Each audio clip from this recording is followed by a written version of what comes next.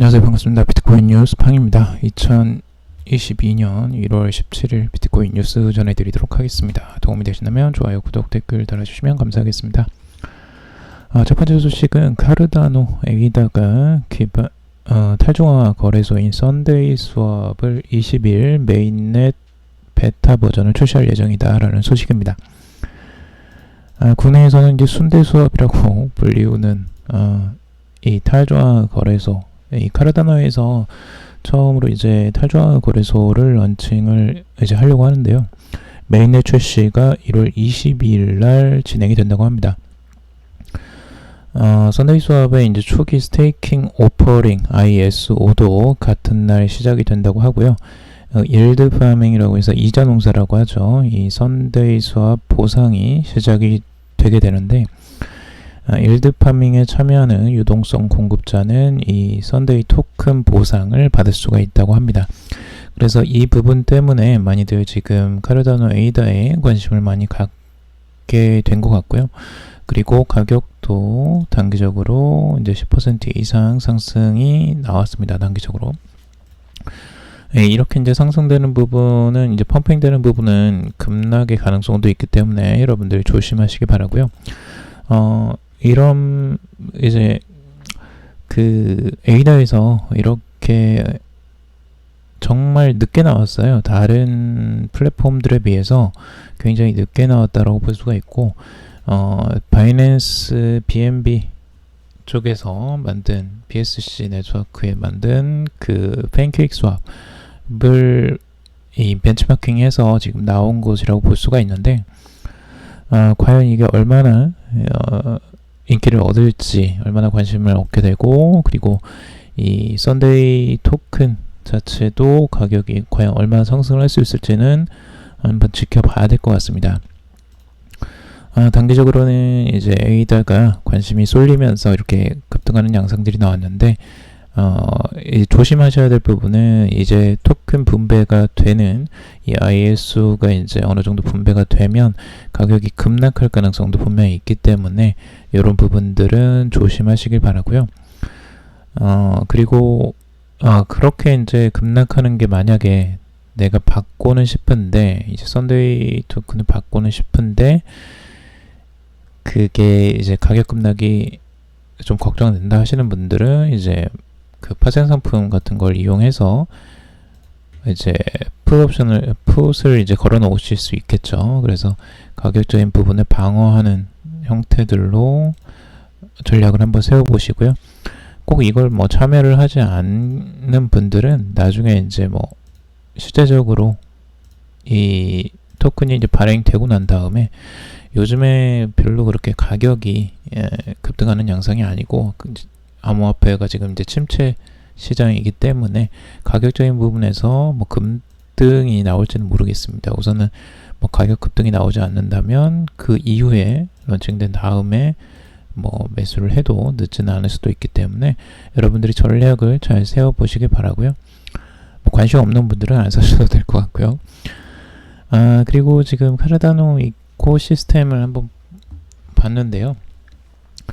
여러분들이 이제 과연 이 썬데이 스왑이 얼마나 성공할 수 있을까를 전망을 봐야 되는데, 이 덱스 같은 경우 지금 여러 개가 지금 나와 있지만 아직까지 여러분들이 아실 만한 게 그렇게 많지는 않으실 거예요. 실제로 이제 에이다에서, 이 카르다노에서 나왔던 이 다양한 덱이 있는데요. 정말 많죠. 정말 많은데 우리가 아는 게 이제 손에 꼽힐 정도밖에 없다는 거예요. 우리가 알만한 거 뭐 트러스트 패드 이런 거 정도, 런치 패드 중에 이제 트러스트 패드라는 게 조금 알려져 있는 것 같고, 이 중에 그렇게 막 이름이 알려져 있는 게 생각보다 없습니다. 그래서 에이다 쪽에서는 이런 부분들을 조금 더 이제 고심하고 있을 것 같고, 앞으로 얼마나 이제 유명한 덱이 나오느냐, 이런 게 조금 중요해 보여요. 솔라나 같은 경우는 굉장히 유명한 덱들이 많고, 거기에 대한 이제 팬들도 굉장히 많이 있기 때문에 이런 부분에 대한 확장이 조금 더 필요해 보이고, 마케팅이 좀 더 필요해 보이고요. 그리고 속도감이 이렇게 빠르지 않다는 거예요. 솔라나나 뭐 다른 덱에 비해서 이런 덱스도 지금 썬데이 수업도 지금 현재 이제서야 메인넷이 이제 출시되는 상황이기 때문에 상당히 늦었다고 볼 수 있죠. 다른 그 플랫폼들에 비해서는. 그래서 이런 부분이 이제 속도감이 조금 더 높아질 필요가 있겠다. 하지만 그래도 계속 이런 부분들을 차근차근 해나가는 부분은 뭐 긍정적이라고도 볼 수 있겠죠. 자, 그리고 다음은 이제 마이크 타이슨이 이 솔라나 가격이 얼마나 오를 수 있는지 궁금해한다라고 이렇게 트위터에 올렸습니다. 재미난 건데, 정말 옛날에 이제 한번 날렸던 이 전설적인 복서죠. 이 마이크 타이슨. 솔라나에 관심이 많아요. 솔라나 자체에 관심이 많아서 이 부분에 대해서 이제 솔라나가 얼마나 오를 것 같아? 라고 이렇게 트위터에 올렸습니다. 근데 이렇게 하는 이유가 이 솔라나에 그 올인을 했대요. 이 마이크 타이슨이. 그래서 솔라나에 올인을 하겠다라고 선언을 한 다음에 현재 트위터 팔로워 숫자만 지금 570만 명 가까이 되는데 이 팔로워들에게 토큰 가격이 얼마나 될 것 같아? 라고 이렇게 이제 물어보는 거라고 볼 수 있는데 타이슨도 이제 솔라나나 이런 쪽에 관심을 많이 기울이고 여기에 투자를 좀 하고 있다라는 거. 그러니까 유명인들이 이제 이런 부분에 알트코인들에도 많이 관심을 갖고 투자를 한다라는 부분들은 이제 긍정적이라고 볼 수 있고요. 그리고 솔라나에도 관심이 많이 지금 기울이고 있다라고 보는데 솔라나에 지금 올인을 하면서 운영하는 지금 NFT 마켓플레이스 솔시에서 구입한 이 카탈리나 고래 NFT 예요, 이게. 그래서 이 부분도 지금 관심을 받고 있다라고 하고 있습니다.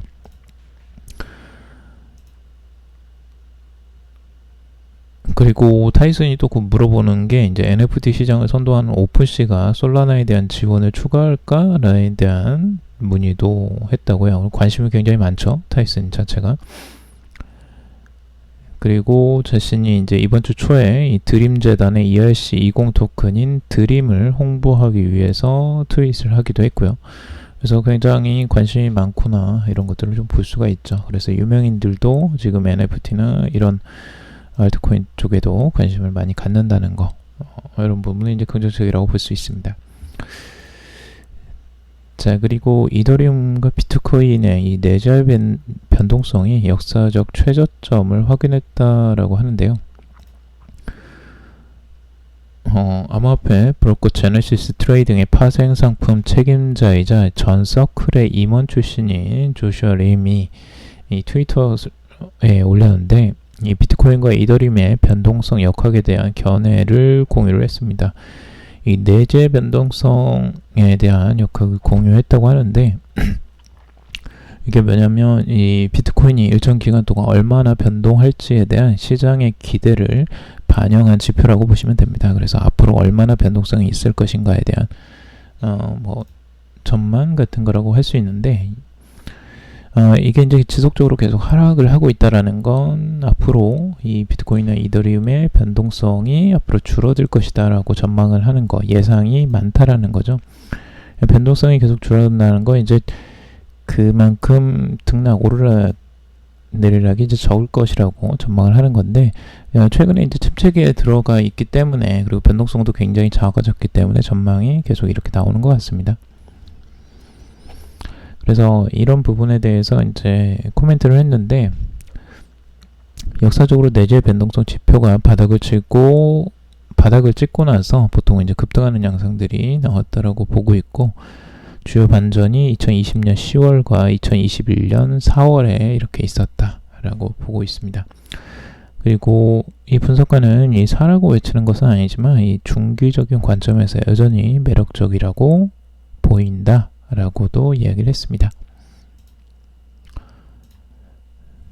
자, 그리고 테슬라에 관련된 소식인데요. 테슬라가 도치코인을 이렇게 활용하는 게 실제로 나왔어요. 그래서 뭐 아이들을 위한 사이버 코드라는 이런 이제 장난감처럼 이렇게 만들었는데 이런 것들도 이제 도치코인으로 살 수 있다라고 나왔습니다. 그래서 실제적으로 도치코인을 이제 테슬라에서 활용을 한다라는 걸 우리가 알 수가 있고, 뭐 이미 한번 이 사실 때문에 펌핑이 나오긴 했는데 이제 공개적으로 이렇게 이제 나왔습니다. 다른 아이템들도 몇 가지를 살 수 있나 봐요. 실제적으로 뭐 테슬라 차를 사는 건 아니겠지만 아이템들은 이렇게 살 수 있게 지금 오픈을 해놓은 것을 볼 수가 있습니다. 자, 그리고 아발란체 관련 소식인데요. 아발란체 생태계 2억 달러 규모의 이제 투자 펀드, 이 블리자드 펀드가 정식 출범한다라는 소식입니다.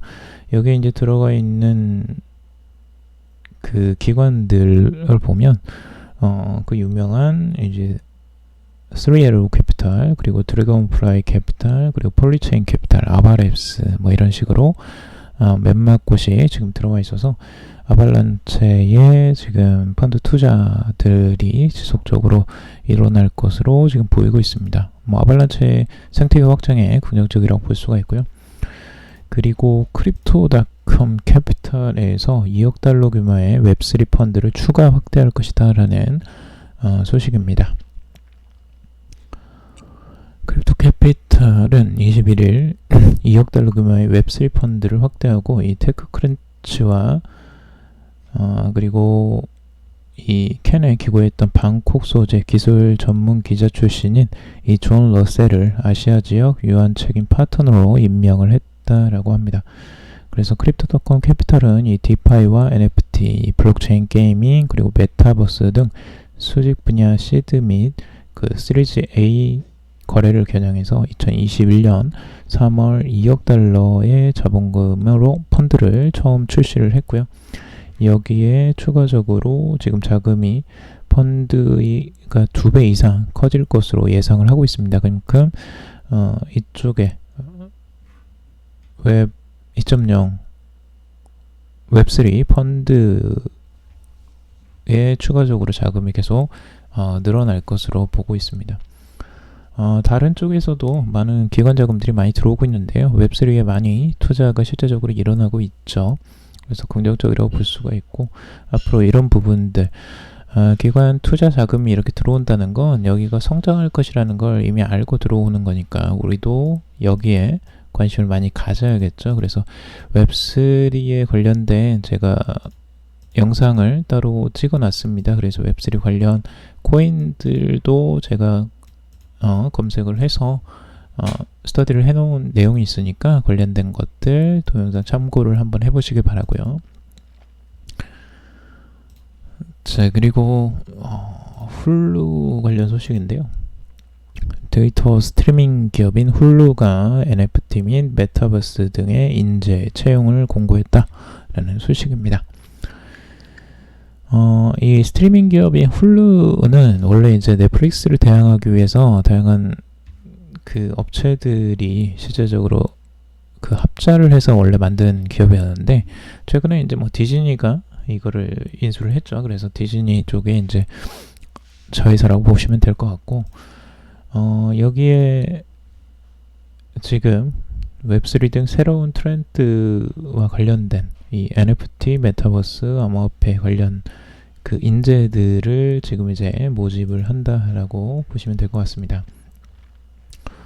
모집에 게시한 것은 이 마케팅 부분 산하의 브랜드, 컬처, 그리고 마케팅 매니저, 그리고 스트리밍 이외에도 음악이나 게이밍, NFT나 암호화폐, 메타버스 등의 새로운 플랫폼을 활용하고 이 젊은 층, 유저층의 타깃의 기회를 노린다라고 지금 알려져 있습니다.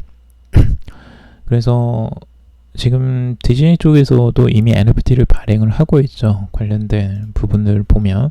그래서 점차적으로 이 컨텐츠 기업들이 이런 쪽으로 많이 시장을 넓혀가려고 하고 있고요. NFT뿐만 아니라 뭐 다양한 관련된 컨텐츠들이 계속 나올 것으로 볼 수가 있고, 이런 부분들을 여러분들이 관심 있게 보시면 좋을 것 같습니다.